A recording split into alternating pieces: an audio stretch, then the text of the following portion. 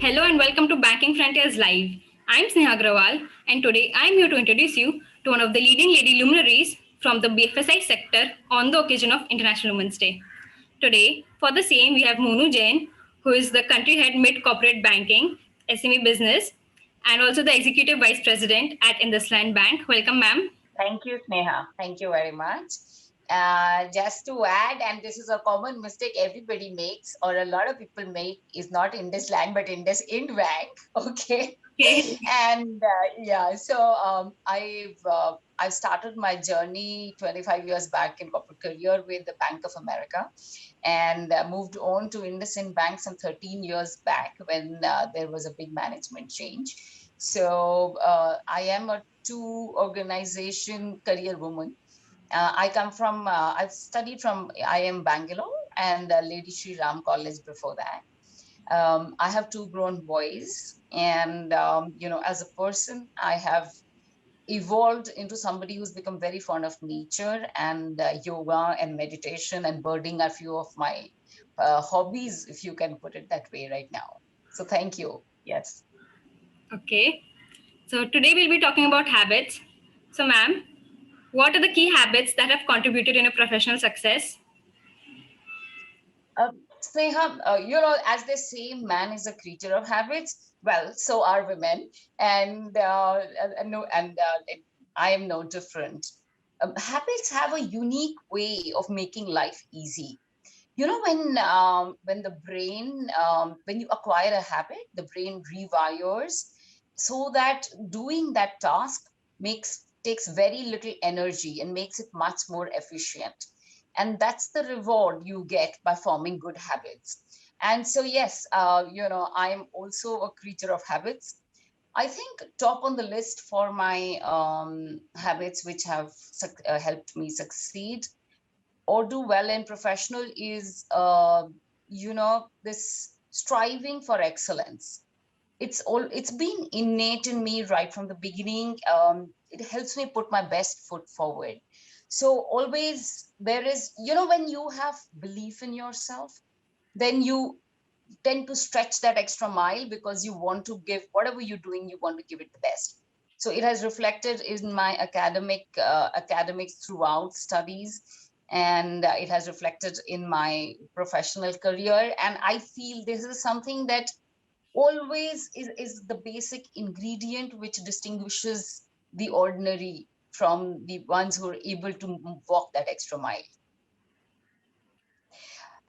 Okay, so then there is a long list. I am also a person, who believes in diligence. Diligence is defined as persistent hard work and effort.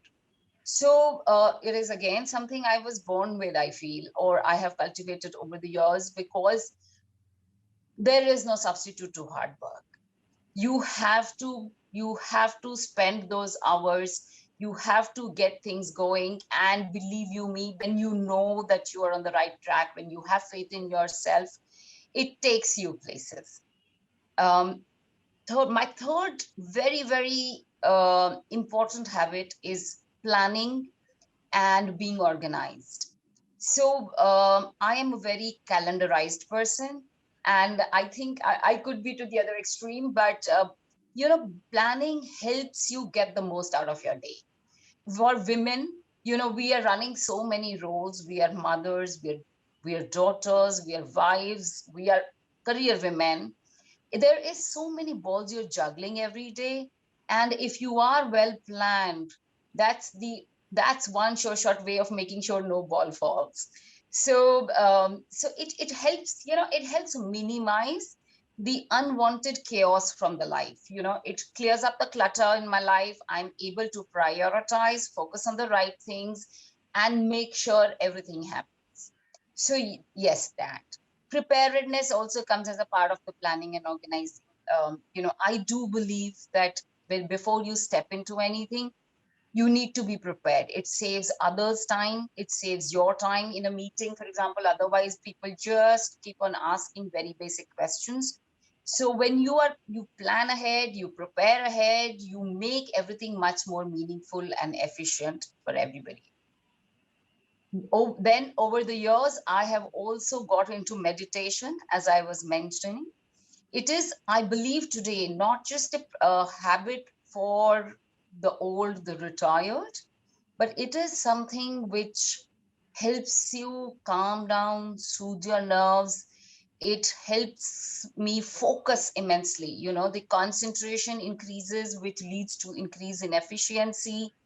And with spirituality comes the empathy for your team, the people around you, because you're no longer jumping. You are taking everything easy. And yoga is also a habit which I learned very early. When I was in college, I started yoga in Lady Shri Ram. And in fact, I became so good that time that I started taking classes. So it's been like 25 to 30 years that I've been doing yoga. It's a full mind and body exercise. It's very wholesome. I like to go down to the gardens, go under a tree, and spend that 1 hour in the morning just for myself. That's like a recharge of batteries. That's So yeah, wonderful. these are a few of the habits, and I'm sure there's so many more, but these are the top of the mind right now. Okay. So habits really help you in a lot of things. Right. So as you said, you have habits like planning and organizing, diligence, and striving for excellence. So which of these habits did you develop earlier in life, and which of these did you develop later? Sneha, actually, to think about it, a lot of them were earlier in life. I can say for sure, striving for excellence has always been there.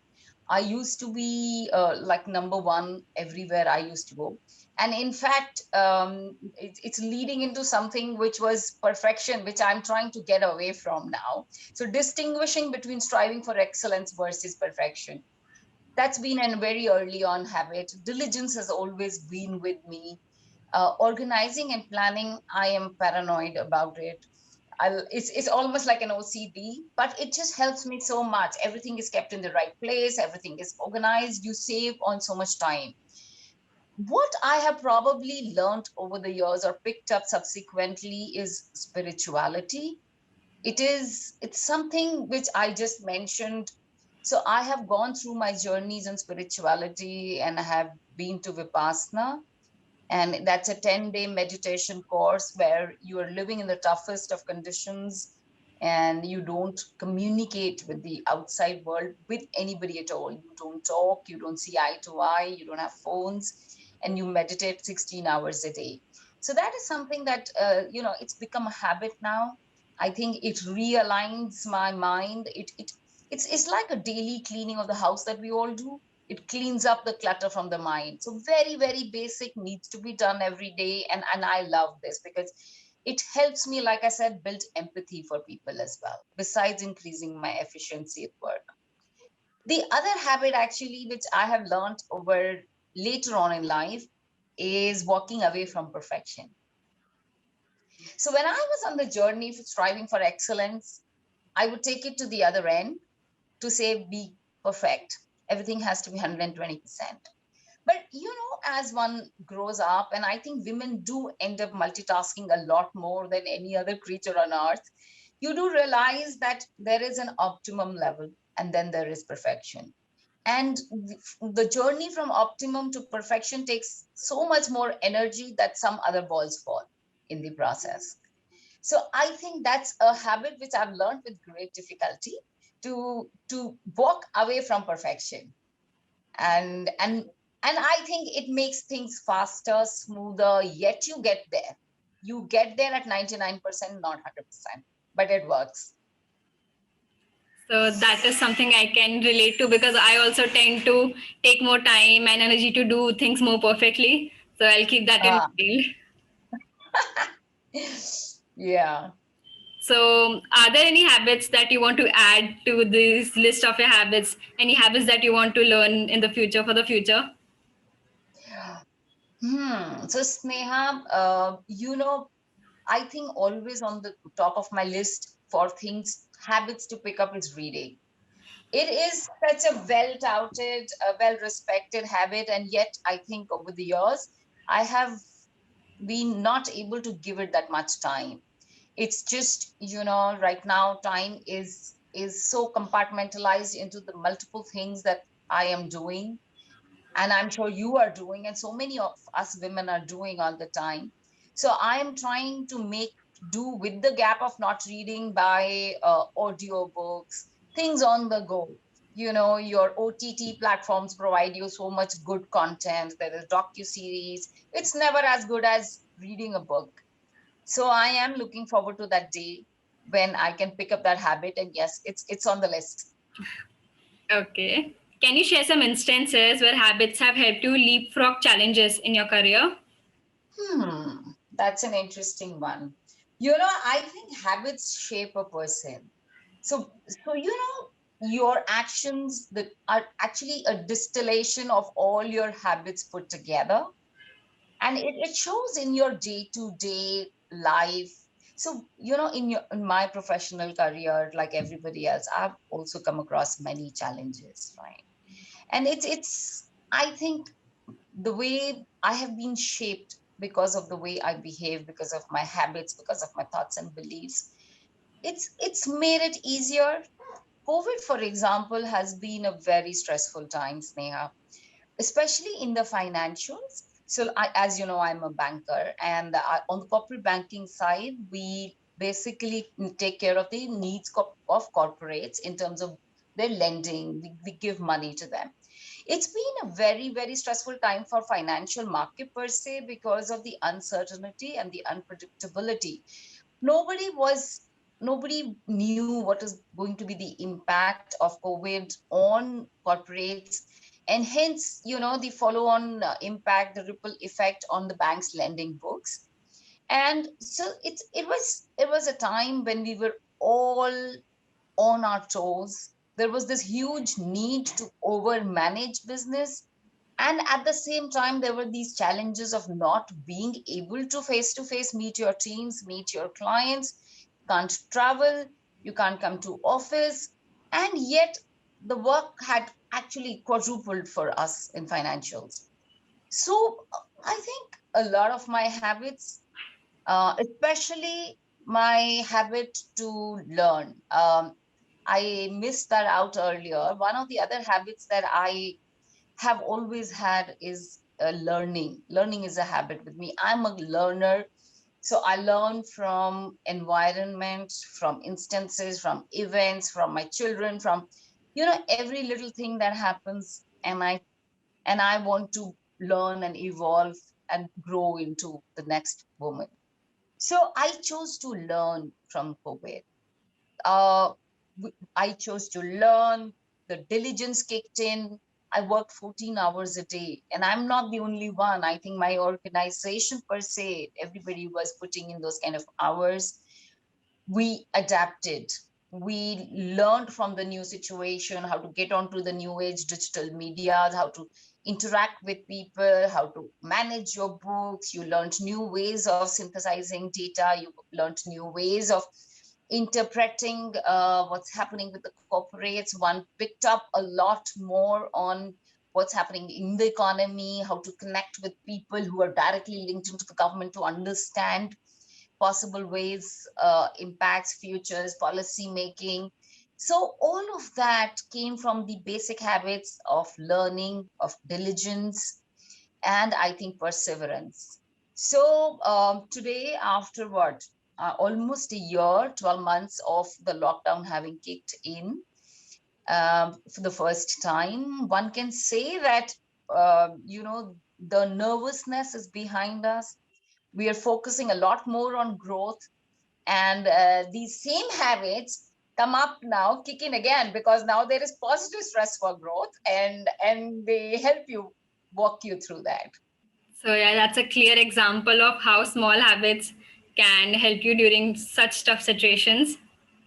Absolutely, absolutely. Every small thing, Sneha, ends up contributing somewhere. There is this habit of discipline that I have from when I was growing up. It's something that we were taught in our upbringing. You had to eat on time, on the dining table, no TV. You had to sleep on time.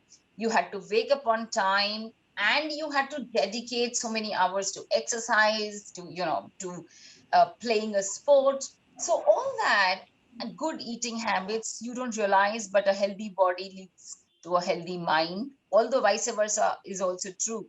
So yes, you're right, every small little thing contributes. So, ma'am, since you have developed so many good habits, so are there any techniques that you use to accelerate the adoption of these habits?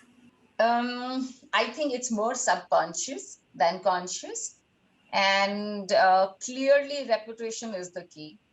And you keep doing the same thing for 21 days. I think 21 is the legal the most optimum tenor that is often spoken about, and your brain gets rewired in that time. But you also need to fix a reward for yourself when you're trying to adopt a new habit.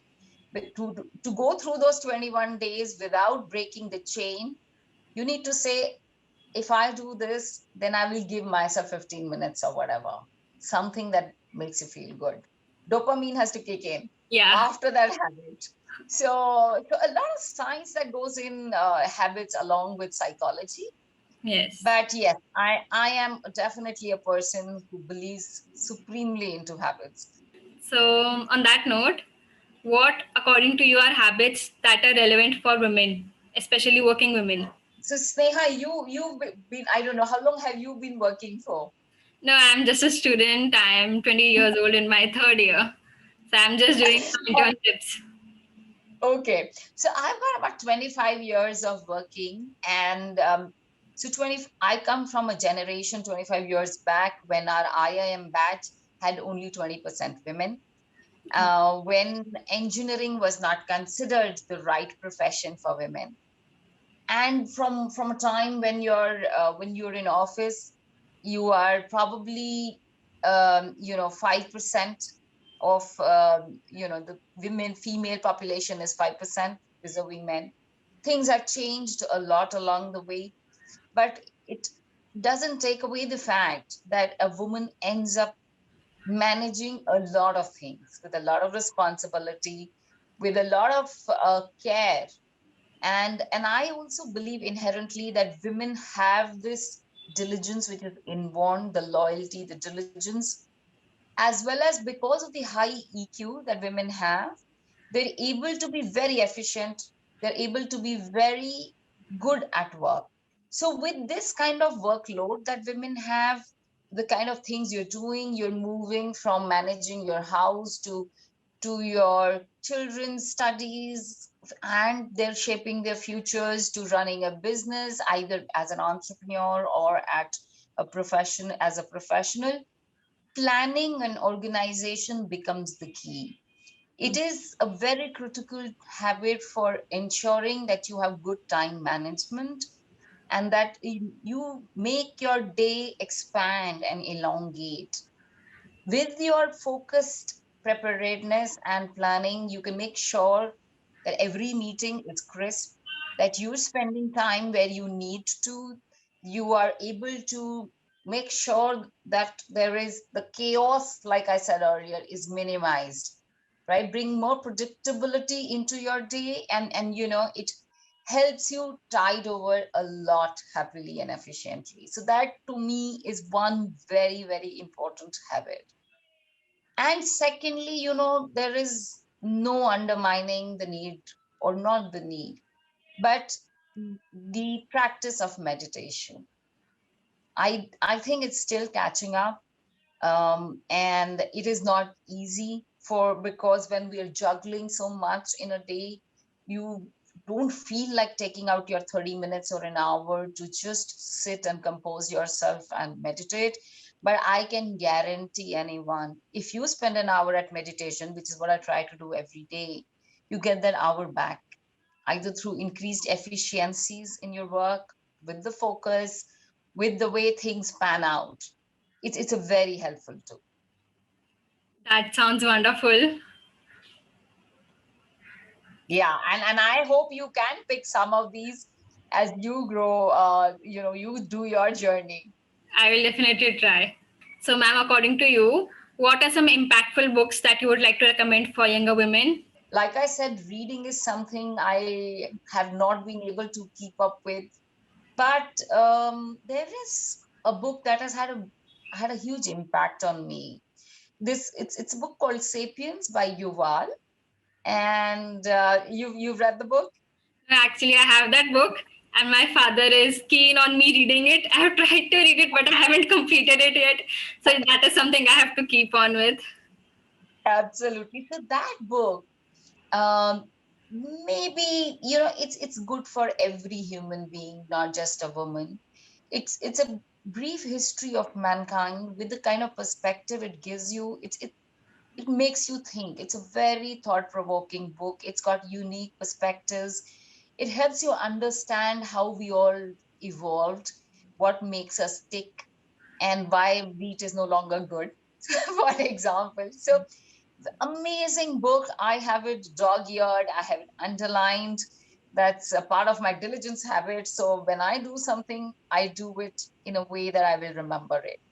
So, yes, I would highly recommend that book. I've told my 15-year-old also to go through this. Just like you, he's still sitting with it, but I'm sure he'll get to it someday. I'll also definitely try to complete it this time. Yeah, yeah. No, you must. My one suggestion or advice for all working women who started their career is have the courage. Have the courage. Don't give up. There are so many times when there is temptation to give up. It's like I remember when I was mothering, and at in a career, when you're pregnant, you have kids, and everybody tends to think you're slow.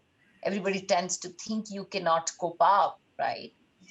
You need to believe in yourself. Your family needs to believe in you. So consistency is the key. And Yes, I would say for all women, it's very important to be financially independent.